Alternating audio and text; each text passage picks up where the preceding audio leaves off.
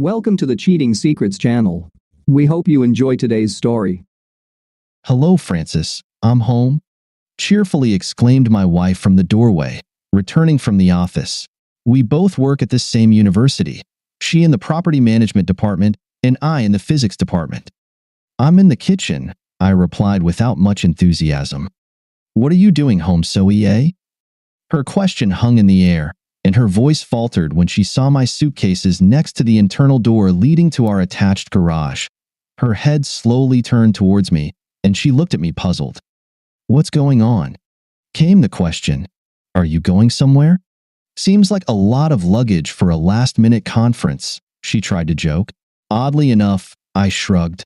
In all the time I've been teaching quantum mechanics lectures, it seems like the first time I'm actually bringing my work home. "Oh, really?" I theatrically waved my hand. "I've been grading student papers, conducting classes via Zoom, but darn it, quantum theory? No, this is a first for me." She clearly looked unpleasantly surprised by the degree of venom in my words and their inherently rude nature. Listen, I don't understand what you mean and why you're using such expressions. What does quantum mechanics have to do with this, with anything?" I widened my eyes and stared at her in feigned horror. "What does it have to do with anything?" I repeated. "Absolutely everything. Quantum mechanics literally explains how everything works, from your mobile phone to your own body and everything in this world in general. Remember how I explained Schrödinger's cat paradox to you?"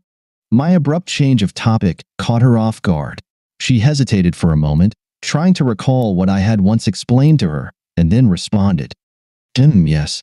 Something about a cat inside a box, right? Since you can't interact with the cat, you have to make assumptions about whether it's alive or dead. Thus, from a physics perspective, you're saying it's both, to some degree, until you open the box and find out. Very good, I praised her. We call this strange state superposition. And what about quantum entanglement? She pursed her lips and shook her head. I remember you mentioning it when I asked about quantum computers, but I forgot what it was about. And honestly, it didn't make sense to me. Listen, why are we talking about this now? What does all of this have to do with your luggage? I leaned back in my chair, gesturing invitingly to the one on the opposite side of the table. She approached and sat down across from me.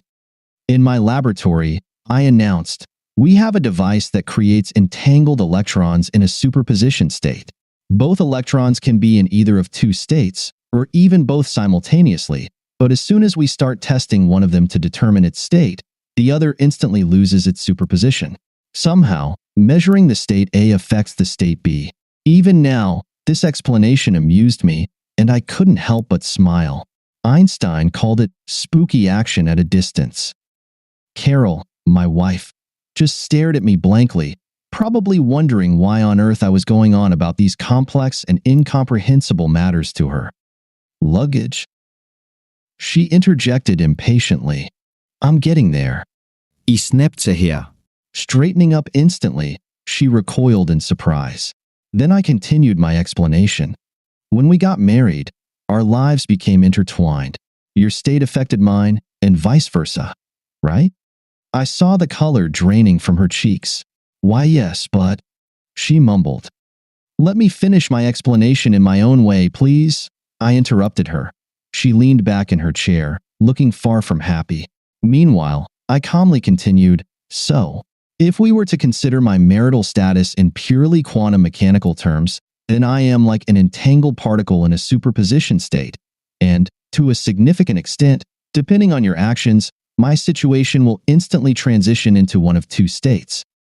Carol, currently not in a superposition but utterly bewildered, shook her head again in desperation. "I don't understand. What actions? What situation? What in the world are you talking about? States?"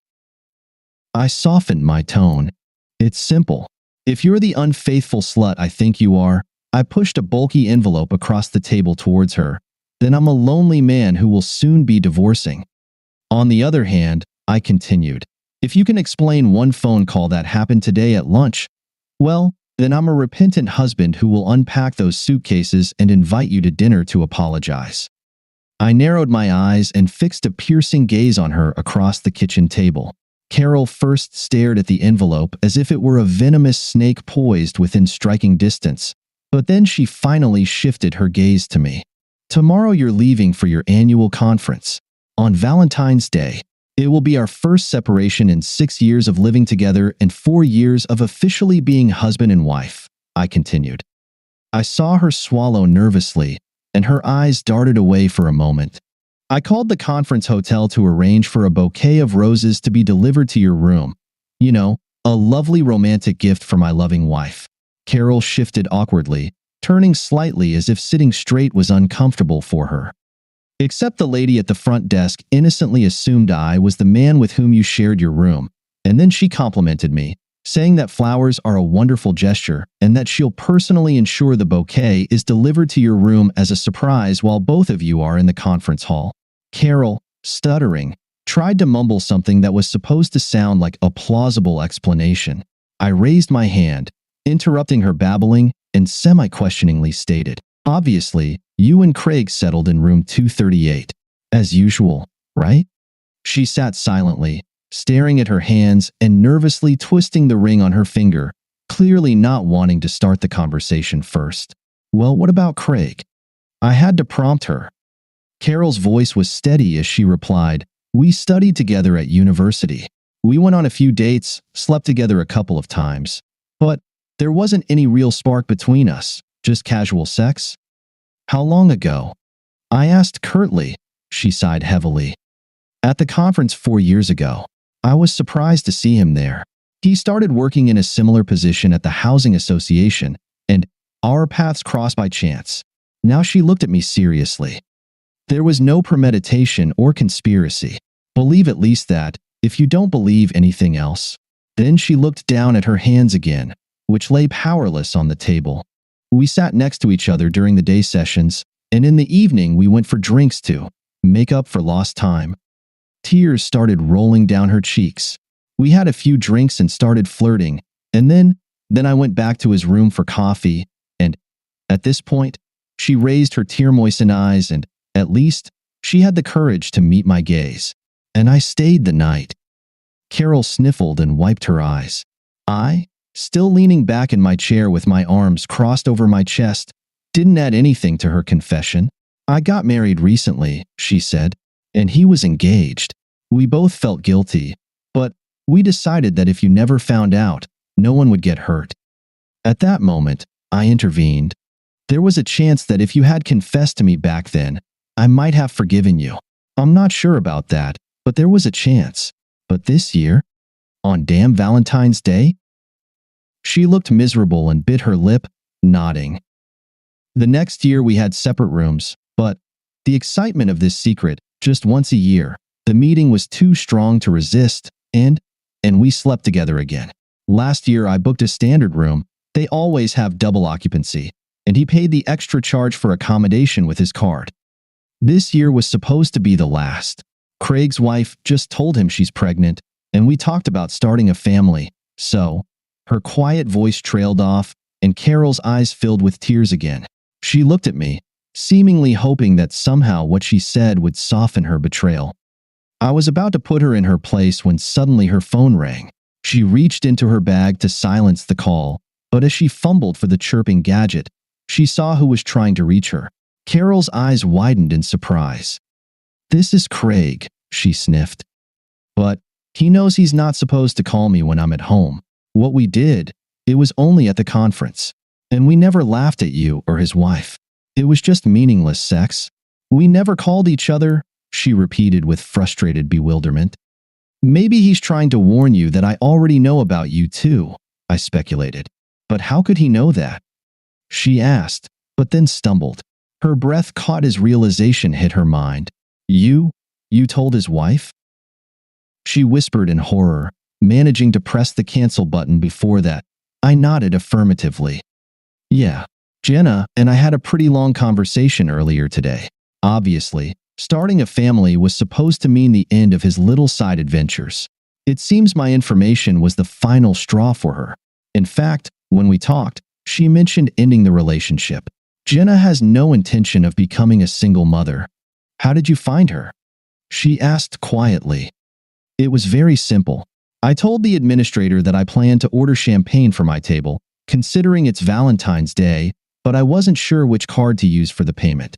They gave me a choice, either your corporate card or one under a Mr. Datton's name. I told them I'd decide later and hung up. Searching by surname in the online delegate list took just a few moments. Then, after checking his social media profile, I found Craig Datton with Jenna as his significant other. As soon as I saw that he attended the same university at the same time as you, I was sure I hit the bullseye. I immediately messaged Jenna. She called me back, and we shared our woes. Carol's phone rang again. She looked at me questioningly. Go ahead, I encouraged her with a smile. Answer it. She pressed accept and, giving me a quick glance, activated the loudspeaker. What do you want, Craig? She asked with a colorless, almost tired voice. You know we don't do this. Kaz, this is urgent. His voice came through the receiver, while Carol grimaced upon hearing the nickname she hated. His speaker-enhanced spy whisper echoed through our kitchen. Listen, Jenna knows about our arrangement. She even mentioned your husband by name. But, damn, I don't understand how she could find out. Carol furrowed her brows in distress, silently urging me to come to her aid. But this was her own crappy problem that she needed to deal with on her own. Probably because it was him who told her about us, she sighed grimly. How? From where? What does he know? He demanded details. Can we come up with an explanation they'll buy? I highly doubt it, my wife snorted. Considering I just told him everything. As she said this, Carol watched as I started composing a message on my phone. Actually, she continued quite insightfully. I'm almost certain he's now messaging Jenna with the latest news. What? This time, abandoning caution and the conspiratorial tone, he yelled into the receiver. You confessed to him? She just shrugged, although her lover couldn't see her. He found out about us when he tried to do something nice to show his love for me on Valentine's Day. With a heavy melancholy in her eyes, she looked at me. I know he'll never trust me again, and I'm sure it's over between us. That's why I thought he deserved this last gesture of respect before he leaves me. I passed the test and allowed his superposition. She explained the current situation clearly to me, but completely in vain for her ignorant lover. Carol ended the call, though Craig, still stunned, continued to babble nonsense in confusion. She tapped the screen a few times, then looked up at me, shrugged, and explained. I blocked him. Not that it means much to you right now, but I thought you should know. He could never replace you. Just a silly, meaningless distraction on a boring evening alone in a hotel far from home. She stood up, wiped her eyes with the back of her hand, and looked at the envelope still lying on her side of the table. I'll help you to the car, she said quietly, resigned to the inevitable. As we carried my luggage to the garage, I reflected on how, if I hadn't tried to show Carol my love for her on Valentine's Day, their affair might have ended on its own, and I would never have known. That's when I remembered another law governing the universe. No good deed goes unpunished. Thank you for being with us and listening until the end. If you found it interesting, please subscribe, give us a like, and leave your comments. And we'll see you on the Cheating Secrets channel.